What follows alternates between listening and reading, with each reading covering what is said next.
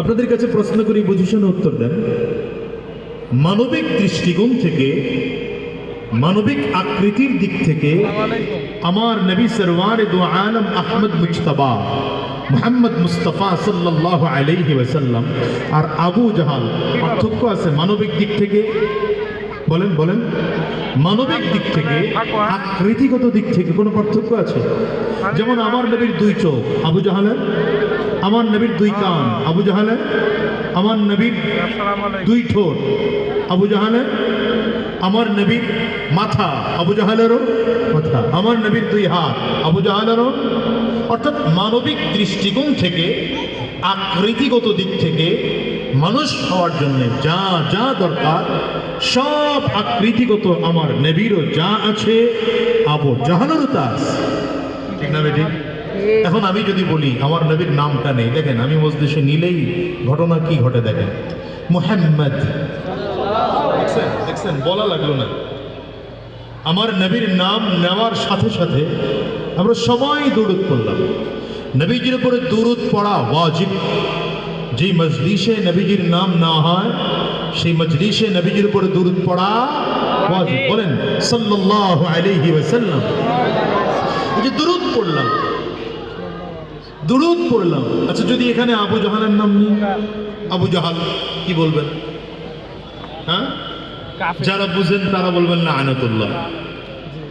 আর যদি কিছু না বুঝেন তাহলে বলবেন আল্লাহর গজব করুন।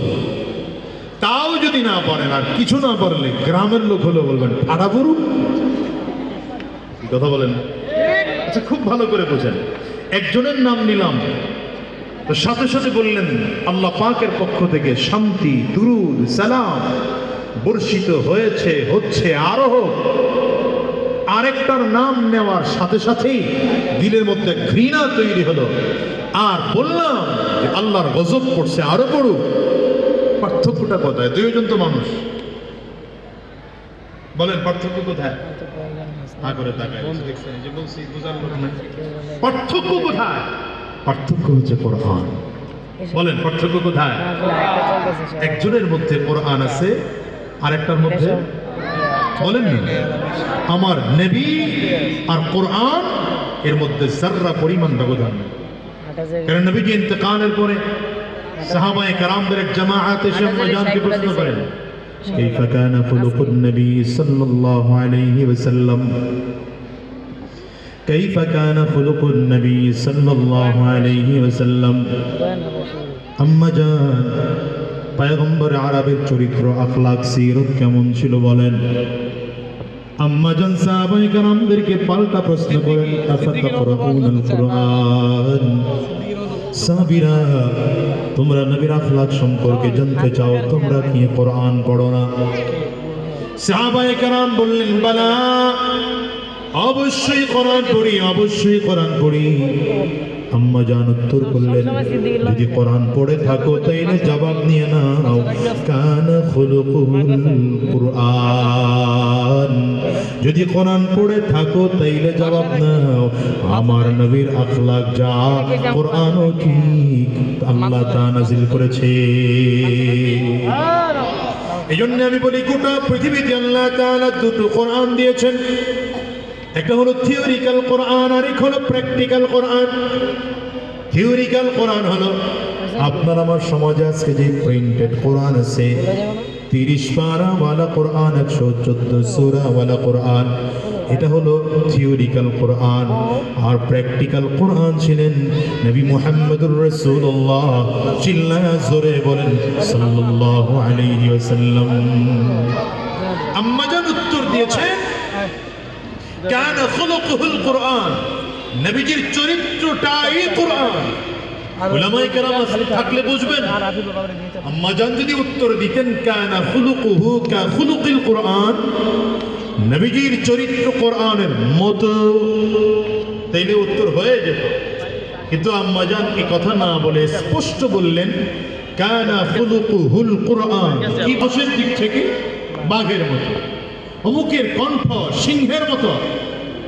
কি কথা বলি কি বলি না? তার মানে কি সে কণ্ঠ দিয়ে সিংহের মতো আওয়াজ করে? না, তার উচ্চারণ ভঙ্গি এত স্বচ্ছ, এত কঠোর, এত শক্ত, এত বজ্র, শুনলে মনে হয় যেন সিংহের হুঙ্কার তার কাছে হার মেনে যায়। এটা কেউ যদি কারোর সাথে তুলনা করা হয় তাহলে বোঝা যায় 100% মিল না, কিছু কিছু মিল। যদি আম্মাজান বলতেন নবীজির আখলাক, নবীজির সিরাত, নবীজির চরিত্র কোরআনের মতো, তাহলে বোঝা যাইত যে 100% মিল না, কিছু কিছু মিল আছে, কিছু কিছু আমিল আছে। কিন্তু যখন আম্মাজান বলেছেন কানা খুলুকুহুল কোরআন, নবীজির আখলাক, নবীজির সিরাত, নবীজির চরিত্র কোরআন, 100% কোরআন, তখন বোঝা গেল কোরআনের সাথে আর আমার নবীর আখলাকের সাথে যারা পরিমাণ গ্যাপ নেই। কোরআনে আল্লাহ যা নাজিল করেছেন আমার নবীর আখলাক ঠিক তা ছিল। কি ঠিক না বেঠিক আওয়াজ করে বলেন? এটা হচ্ছে কোরআনের সাথে পার্থক্য। কোরআন যার মধ্যে আছে সে মানুষ, কোরআন যার মধ্যে নেই সে মানুষ না। আবু জাহালের মধ্যে কোরআন নেই, তো যদিও নাম মক্কার কাফির আর মুশরিকরা তাকে উপাধি দিয়েছে আবুল হাকাম, বুদ্ধির বাপ, বুদ্ধির বাপ। আল্লাহ এবং তার রাসূল তার ব্যাপারে বলে আবু জাহাল। কিসের বুদ্ধির বাপ? তো মূর্খের বাপ। আবু জাহালের ব্যাপারে আল্লাহ এবং তার রাসূল কি বলেন? বুদ্ধির বাপ না, তা কিসের বাপ? মূর্খের বাপ। এটাই হচ্ছে বোঝার বিষয়। কোরআন একজনের মধ্যে নেই তো সে আসমানি শিক্ষায় শিক্ষিত না, তাওহীদের শিক্ষায় শিক্ষিত না, রিসালাতের শিক্ষায় শিক্ষিত না। সে ডাক্তার হয়েছে, ইঞ্জিনিয়ার হয়েছে, অ্যাডভোকেট হয়েছে, ব্যারিস্টার হয়েছে, পাইলট হয়েছে, দুনিয়ার সব কিছু অর্জন করেছে, কিন্তু আসমানি শিক্ষা তার মধ্যে না থাকলে এই মানুষটার থেকে মূর্খ গোটা জমিনের মধ্যে কাউ না। এর বাস্তব উদাহরণ আমি আপনাদেরকে সমাজে হাজারটা দেখাতে পারবো। এমন বহু ডাক্তার আছে কিনা যে রোগী অপারেশন থিয়েটারে পাঠানোর আগে বলেছিল 1.5 লাখ, অপারেশন থিয়েটার চলাকালীন থিয়েটার থেকে বের হয়ে বলছে লাগবে 2.5 লাখ। আছে আছে মনে আছে।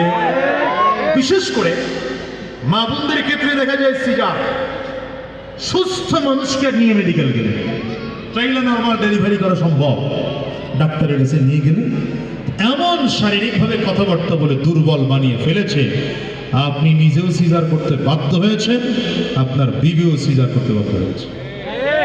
এটা ডাক্তার না ডাক্তার নামের ডাকাত? আওয়াজ করে বলেন না কেন? কেন ডাকাত হলো? সব আছে, জাগতিক জ্ঞানের ভান্ডার তার কাছে আছে, কিন্তু দ্বীনি শিক্ষা তার মধ্যে নেই। বলেন, আওয়াজ করে বলেন। ইঞ্জিনিয়ার সাহেবদের অবস্থা দেখেন। বাংলাদেশে এমন হাজারো ইঞ্জিনিয়ার পাওয়া যাবে যাদের প্ল্যানিং ছিল একরকম, কাজ করতে গিয়ে এমন দুর্নীতি করেছে, যেই বাড়ির প্ল্যান পাস হওয়ার কথা 7 তলা, টাকা খেয়ে সেটার 8 তলা 10 তলা বানিয়ে ফেলছে। আছে না নাই?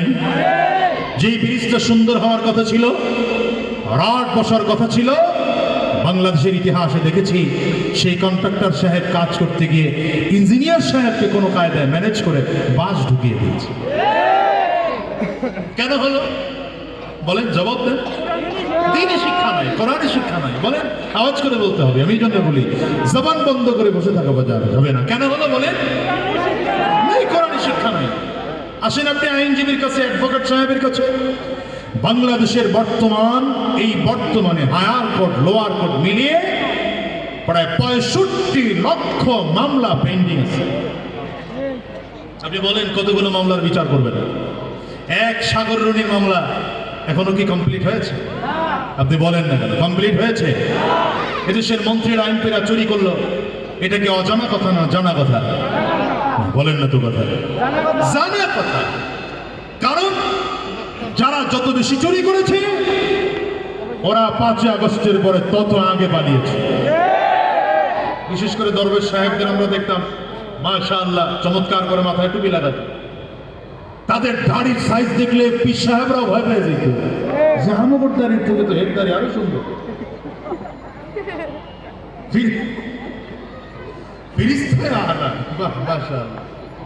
এই মানুষটাকে আমি খুব মহব্বত করি, এই পাশে থাকলে আমার কথা বলা সহজ হয়। অথচ এই 5 আগস্টের পরে দেখা গেল মাশাআল্লাহ দাড়ি নাই, এমনি জন্য হাওয়ায় মিলে গেল দাঁড়িয়ে দিল। আল্লাহ জানে কোন দিক থেকে টাইনা ছিল না কামায় শেষ করলো, আল্লাহ ভালো জানে। আমি নাম বলছি না, কার কথা বলছি আপনারা বুঝলে বুঝেন, না বুঝলে কারো কাছে জিজ্ঞাসা করে ক্লিয়ার হয়ে গেলেন। আমি নাম বলার দরকার না। মাথার টুপিও চলে গেল, এমনকি কালার করে চুলগুলো কালা করা হলো, সাদা নেই, জুব্বা পাঞ্জাবি নেই, প্যান্ট শার্ট খুলে সব খুলে লুঙ্গি পড়লো। বাঁচার জন্য গিয়ে নৌকায় উঠলো, মাছের টলারে উঠলো। কথা বলেন না কেন? এগুলো জীবনে কি পরিমাণ চুরি করেছে দেখেন। যেই পরিমাণ চুরি করার কারণে ভাগতে গিয়ে নিজের বেশকে পাল্টে গোটা জিন্দেগির সকল ইজ্জত সম্মানকে মাটির সাথে মিশিয়ে কাফির মুশরিকদের রূপ ধরতে হলো। 5ই আগস্টের আগে তো আমরাও বাংলাদেশের জনপ্রতিনিধি ছিলাম, আলহামদুলিল্লাহ এখনো তো আছি। বরঞ্চ আমরা আগে যে কায়দায় চলতাম এখনো, আমি আমার এলাকায় জনপ্রতিনিধি, আপনারা জানেন তো, হ্যাঁ, ছোট্ট একটা এলাকা, একটা ইউনিয়ন পরিষদের চেয়ারম্যান, কিন্তু বাংলাদেশে প্রায় 5,000 ইউনিয়ন পরিষদ আছে, 3,500 আলহামদুলিল্লাহ ভালো তো। সুবহানাল্লাহ কোন সুবহানাল্লাহ বলে। বর্তমানে সব মিলিয়ে মাত্র 14-1500 চেয়ারম্যান আছে যারা এখনো মাঠে ময়দানে ঠিকই আছে, পালায়নি আলহামদুলিল্লাহ। বুঝা গেল দুর্নীতির পরিমাণ এরা তুলনামূলক কম করেছে। ঠিক বলতে এত কষ্ট হয়। আর যারা দুর্নীতি করেছে, পকেটমার করেছে, অন্যের হক নষ্ট করেছে, আরেকজনের ভোট নিজ দায়িত্বে দিয়া চেয়ারম্যান হয়েছে, এগুলো একটাও জমিনে থাকতে পারে নাই। ওই বড়জনের সাথে সাথে ছোটরা পালাতে বাধ্য হয়েছে, ঠিক কিনা বলে? বড় বড় লেকচার শুনেছি তখন আমরা, কার বিরুদ্ধে ষড়যন্ত্র করা হয়নি, কোন আলেমের বিরুদ্ধে ষড়যন্ত্র করা হয়নি, সবার বিরুদ্ধে ষড়যন্ত্র করা হয়েছে। অপরাধ নাই, তার দল করি না, এই জন্য আমি সব থেকে বড় অপরাধ। কথা বলেন না কেন? আল্লামা দিলওয়ার হোসেন সাঈদী সাহেব গোটা জিন্দেগি কোরআনের খেদমত করেছে, মৃত্যুর আগে তাকে এই পরিমাণ জেল খাটতে হলো আর তাকে মিথ্যা মামলা সহ্য করতে হলো। কি তিনি 71-এর সময় স্বাধীনতা বিরোধী ছিলেন। আগামী বছর বললেন নাউজুবিল্লাহ, এখন থাক, এখন বললো কবিরের নাউজুবিল্লাহ বলে দেন, ফরমালিন দিয়ে ভিজায় রাখছে, 3 দিন পরে পরে একদিন উঠায়, জোরে বলে যায় না নাউজুবিল্লাহ। মামলা দেওয়া হলো আল্লামা মামুনুল হক সাহেবের বিরুদ্ধে। কি মামলা দেওয়া হলো? তিনি ধর্ষণ করেছেন।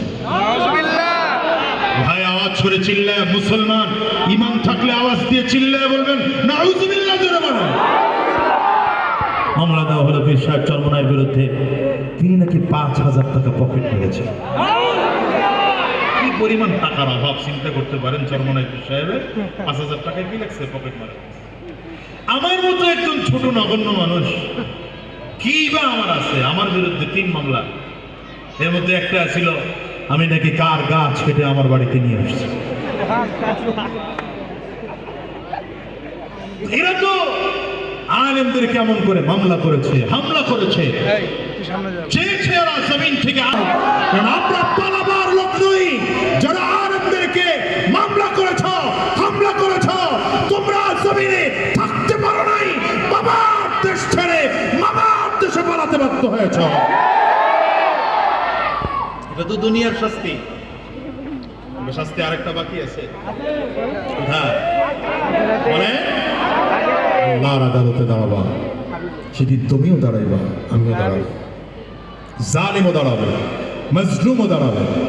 মনে রাখবেন প্রত্যেকটা জুলুমের একটা একটা করে হিসাব নেওয়া হবে রবের আদালতে দাঁড় করা। বলছিলাম জমিন থেকে আলেমদেরকে ধ্বংস করে দেওয়ার জন্য চক্রান্ত, ষড়যন্ত্র বহু আগ থেকে চলছে। তো আজ পর্যন্ত কেউ এগুলো ধ্বংস করতে পারে না। কোরআন জমিন থেকে চলে যাবে না, কোরআন চিরজীবন থাকবে, ঠিক না? ঠিক আওয়াজ। সম্মানিত ভাইরা, রাসূলুল্লাহ সাল্লাল্লাহু আলাইহি ওয়াসাল্লাম গোটা পৃথিবীর কোনো মাদ্রাসায় পড়েননি। পড়েছেন? কোনো স্কুলে, কোনো ইউনিভার্সিটিতে? আমার নবীর কোনো শিক্ষক আছে দুনিয়া? বলেন, আওয়াজ করে বলেন। কেন নাই? অনেকগুলো কারণ থাকতে পারে, দুটো কারণ আপনাদেরকে বলি। এক নম্বর কারণ, নবী আলাইহিস সালাম যদি জমিনের কোনো স্কুল, কলেজ, ইউনিভার্সিটি, মাদ্রাসা বা ওস্তাদের কাছে লেখাপড়া করতেন তো মক্কার কাফির মুশরিকরা বলতো, আরে মুহাম্মদ তো আগে থেকে শিক্ষিত, এ কোরআন মুহাম্মদ নিজেই পড়েছে, এই কোরআন মুহাম্মদ নিজেই বানিয়েছে। সাউন্ডটা একটু বাড়ায় রাখেন, এই কোরআন মুহাম্মদ নিজেই বানিয়েছে। আল্লাহ বলেন এই সুযোগ আমি দুনিয়ার কাউকে দেব না। দ্বিতীয় নম্বর, আমার নবী যদি কোনো উস্তাদের কাছে লেখাপড়া করতেন তো পরিস্থিতি এই হতো যে আমার নবীর থেকে নবীর উস্তাদের মূল্য বেশি থাকতো। কারণ ছাত্রের তুলনায় উস্তাদের, এই যে আজকের মাদ্রাসার যারা উস্তাদরা আছেন, ছাত্র এখানে যারা লেখাপড়া করছে, এই ছাত্ররা হয়তো কোনো দিন যদি আল্লাহ তাআলা তাদের সফল করেন, কেউ বড় ডাক্তার হতে পারে, কেউ বড় ইঞ্জিনিয়ার হতে পারে, কেউ বাংলাদেশের এমপি মন্ত্রী হতে পারে।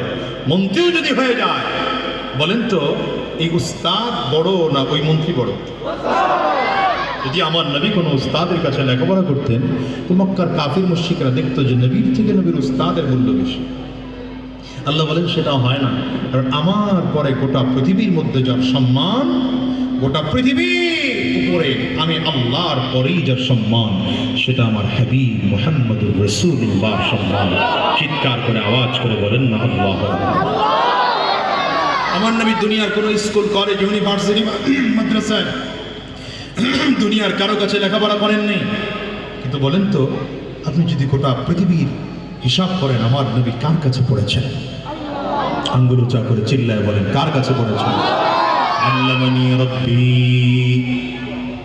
আল্লামানি রব্বি ফাআহসানা তা'লিমি, আদ্দাবানি রব্বি ফাআহসানা তা'দীবি।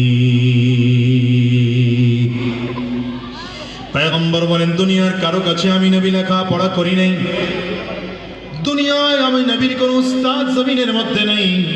তবে আমি নবী যতটুকু লেখাপড়া করেছি, আমাকে লেখাপড়া করিয়েছেন দুনিয়ার কেউ নয়, লেখাপড়া করিয়েছেন আমার আল্লাহ। আঙ্গুল চা করে চিল্লায় বলেন, নবীজিকে লেখাপড়া কে করিয়েছেন? সবাই উঁচা করে বলেন, লেখাপড়া কে করিয়েছে? পয়গম্বর বলেন, আমাকে আমার আল্লাহ তাআলা শিক্ষা দেওয়ার কারণে গোটা দুনিয়ার মধ্যে সব থেকে উত্তম শিক্ষা হলো আমি নবীর শিক্ষা। তাহলে আমার নবী স্কুলে পড়েন নাই, কলেজে পড়েন নাই, ইউনিভার্সিটিতে পড়েন নাই, মাদ্রাসায় পড়েন নাই, দুনিয়ায় কোন উস্তাদ আমার নবীর নাই। এখন যদি আপনি গোটা পৃথিবীর মধ্যে শিক্ষিত মানুষদের তালিকা করেন, বলেন তো সবার উপরে আপনি কার নামটা রাখবেন? কার নাম রাখবেন? কার নাম রাখবেন?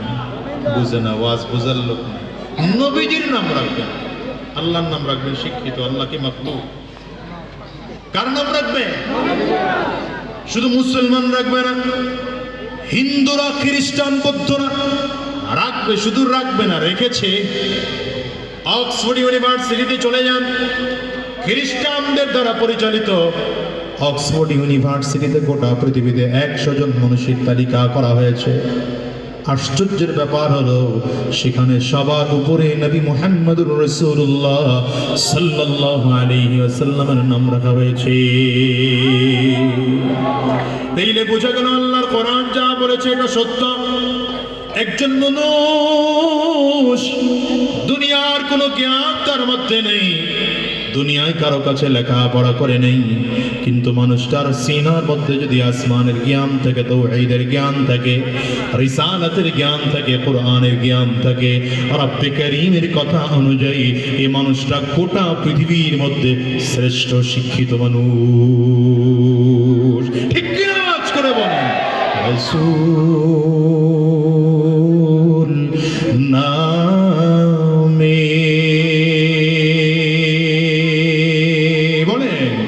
রাসূল নামে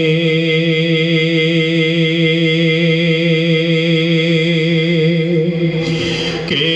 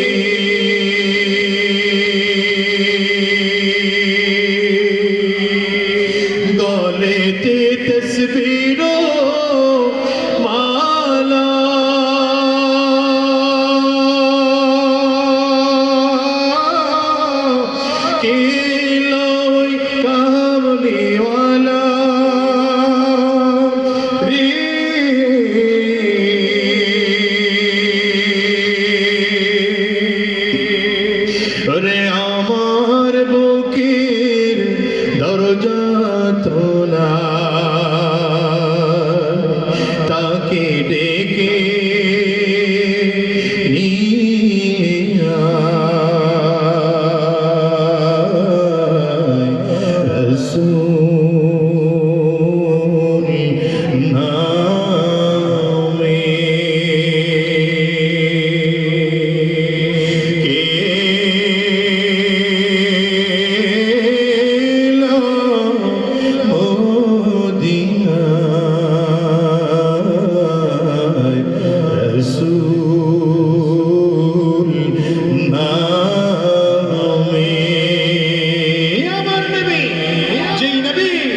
পৃথিবীতে আসার কারণে গোটা পৃথিবী আলোকিত হয়ে গিয়েছে, যেই নবীর কারণে গোটা দুনিয়াটা আলোকিত হয়ে গিয়েছে, যেই নবী ছিলেন গোটা পৃথিবীর মধ্যে সব থেকে শ্রেষ্ঠ আখলাকওয়ালা, শ্রেষ্ঠ আদবওয়ালা, শ্রেষ্ঠ সিরাতওয়ালা। চিৎকার করে আল্লাহু আকবার বলেন চিল্লায়।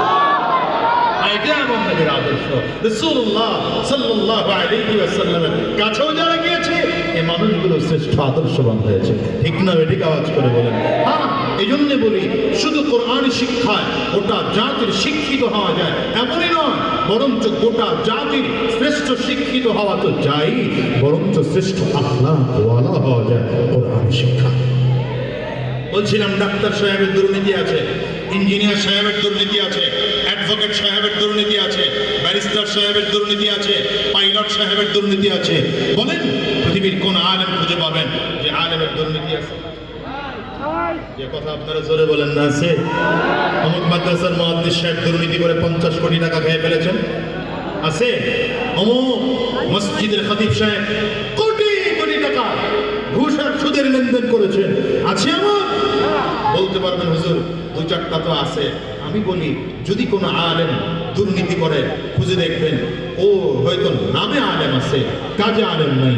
কাফির মুশরিকরা তো গোটা দুনিয়ার চারিটা দিক বসে আছে, ওরা কারো মাথায় টুপি লাগিয়ে মুখে সুন্নতি দাড়ি রাখিয়ে কাউকে সুন্নতি লেবাস পরে ইসলামকে কলুষিত করার জন্য ওকে দিয়ে দুর্নীতি করায়, ওকে দিয়ে খারাপ কাজগুলো করায়। সত্যিকার যার মধ্যে আসমানি জ্ঞান আছে এই মানুষটা কোনোদিন দুর্নীতি করতে পারে না। না বেটি? এবার দুটো কথা আমরা ফাইনাল বললাম। 1 নম্বর কথা, শ্রেষ্ঠ শিক্ষিত হতে হলে আসমানি জ্ঞান অর্জন করতে হবে। 2 নম্বর, শ্রেষ্ঠ আখলাকওয়ালা হতে হলে আসমানি জ্ঞান অর্জন করতে হবে। আপনারা অনেকে জেনারেল শিক্ষিত মানুষ এখানে দেখা যাচ্ছে, এবং যাদের ছেলেরা মাদ্রাসায় পড়ে সম্ভবত আপনারাও জেনারেল শিক্ষায় শিক্ষিত বেশি। আপনাদের সাথে আমার ছোট্ট একটা কথা, এটা শেষ কথা আমার, এরপরে আলোচনা শেষ করব। আচ্ছা, আপনারা যারা স্কুল কলেজ ইউনিভার্সিটি পড়েছেন, আচ্ছা আপনারা একটু বলেন, বুঝে শুনে বলবেন, বুঝে শুনে উত্তর দেন।